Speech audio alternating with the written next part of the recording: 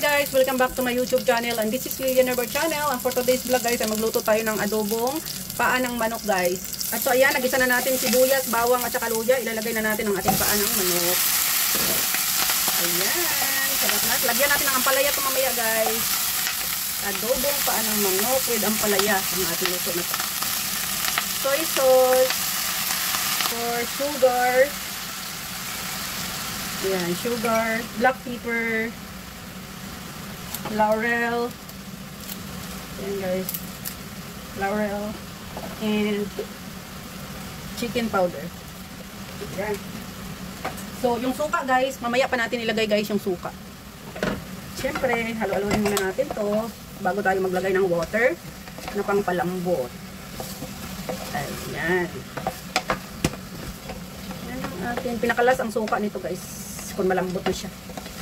So, pero alam nyo, lagyan natin ng dark soy sauce guys. Para yung kulay ng ating ayan, dark soy sauce, maglagay tayo para yung kulay ng ating adobo ay hindi maputla. Ayan. Ayan lang yan guys. Siyempre, halu-haluin natin. Halu-haluin. At saka patuyuin muna natin guys sa sarili niyang tubig. Pero pinakuluan ko muna yung paa ng manok na to guys kanina. Ayan, maya-maya lagyan na natin ng water guys na pangpalambot na sa ating manok. Paa ng manok. So ayan, tulad ng sabi ko guys, palagi hindi ako mahilig kumain sa mga malaman na manok or pork. Gusto ko yung may mga buto-buto. Ayan guys. So lagyan na natin ng water guys. Ayan, pula-pula ang ating water kasi nga ano yan, yung dito sa ko, nilagay ko dito kanina. So ayan, kaya parang kulay na siya. Ayan guys. Pakuluin natin to guys at palambutin. Tama na yung water guys para lumambot ang ating paa ng manok. Kasi mas masarap yung sobrang lambot ang ating paa ng manok. So ayan guys, takpan muna natin. So ayan, kumukulo na siya guys. Antayin na lang natin guys na maglambot ito guys. Tamang-tama yung pag maubos yung tubig niya, malambot na yan guys. Ayan guys, ang ating adobong paa ng manok guys. At syempre, dahil malapit na maubos ang water, ayan, ilalagay na natin guys ang ating ampalaya guys. So ayan, ampalaya. Ayan, maraming benefits ang ating ampalaya guys. And of course, saka na lang tayo maglagay ng suka pag maluto na itong ampalaya natin guys. Okay? So ayan, takpan muna natin guys para maluto ang ating ampalaya.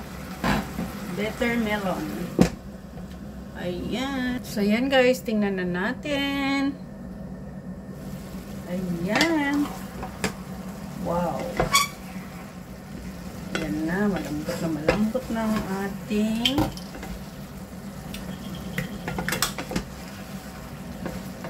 adobong paa ng manok with ampalaya. So, lagyan na natin guys ng suka.